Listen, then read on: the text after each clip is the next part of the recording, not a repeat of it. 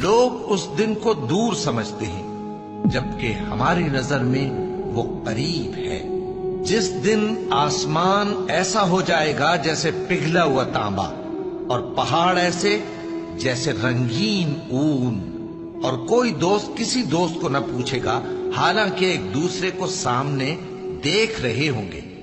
اس روز گناہگار چاہے گا کہ کسی طرح اس دن کے عذاب کے بدلے میں سب کچھ دے دے، یعنی اپنے بیٹے اور اپنی بیوی اور اپنے بھائی اور اپنا خاندان جس پہ وہ رہتا تھا، اور جتنے آدمی زمین پر ہیں غرض سب کو دے ڈالے، پھر اپنے آپ کو عذاب سے چھڑا لے۔